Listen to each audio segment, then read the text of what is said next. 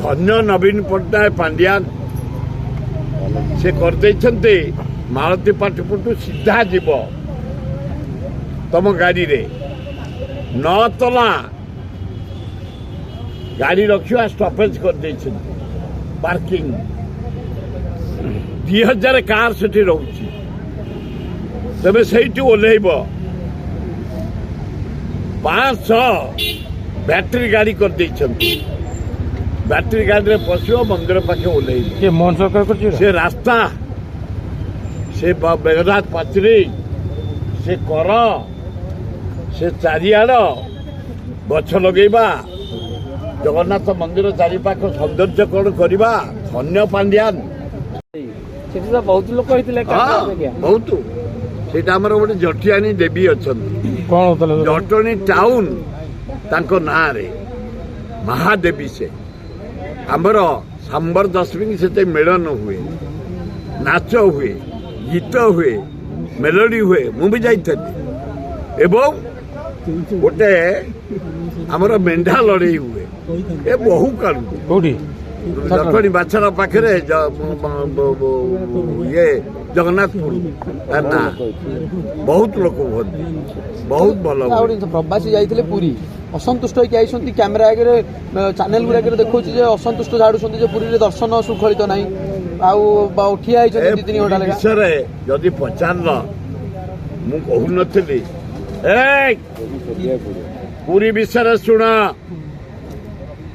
ମୁଁ ଯାଇଥିଲି, ଶଙ୍କରାଚାର୍ଯ୍ୟ ଡାକିଥିଲେ 3 ଦିନ ତଳେ। ସେ ଗୋଟେ ସମୁଦ୍ରରେ ଆଳତୀ କରନ୍ତି, ମୋତେ ଡାକନ୍ତି ସବୁବେଳେ। ମୁଁ ଯାଇଥିଲି ସନ୍ଧ୍ୟାରେ। ମୁଁ ଯେତେବେଳେ ଯାଇ ପହଞ୍ଚେ, ଧନ୍ୟ ନବୀନ ପଟ୍ଟନାୟକ ପାଣ୍ଡିଆନ ସେ କରିଦେଇଛନ୍ତି।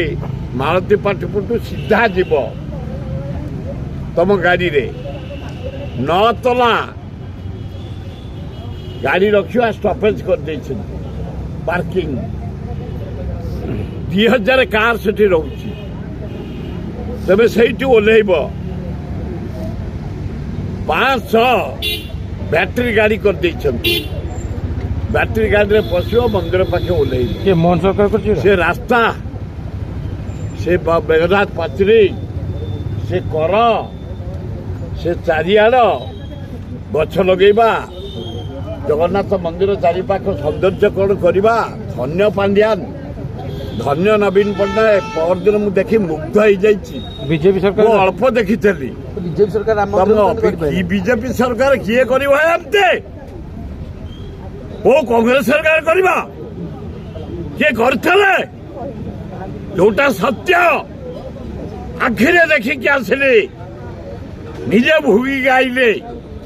ଲୋକମାନଙ୍କ ପାଇଁ, ଯାତ୍ରୀମାନଙ୍କ ପାଇଁ, ଟୁରିଷ୍ଟ ମାନଙ୍କ ପାଇଁ ବଡ଼ଦାଣ୍ଡ ରାସ୍ତା, ଚାରିଆଡ଼ ରାସ୍ତା, ସୌନ୍ଦର୍ଯ୍ୟକରଣ, ବୃକ୍ଷରୋପଣ, ଲାଇଟିଂ ଏବଂ ଗାଡ଼ି ଷ୍ଟପେଜ। ତମେ ଆଉ ବଡ଼ଦାଣ୍ଡକୁ ଯିବା ଦରକାର ନାହିଁ। ସିଧା ଓହ୍ଲେଇବ, ସିଧା ଦର୍ଶନ କରିବ, ଫେର ଗାଡ଼ିରେ ବସିବ, ମାଳତୀ ପାଟପୁର ଦେଇକି ଭୁବନେଶ୍ୱର ଆସିବ। ନବୀନ ତ ସବୁ କରିଛି, ବିଜେପି ସରକାର ଏବେ କରିବ କଣ? ଖାଲି ରଙ୍ଗ ବୋଳି କରିଛନ୍ତି। ଇଏ ତାହେଲେ ଜଗନ୍ନାଥ ମନ୍ଦିରକୁ ବି କମଳା କଲର କରିଦେବେ। କରିଦେବେ ସେ।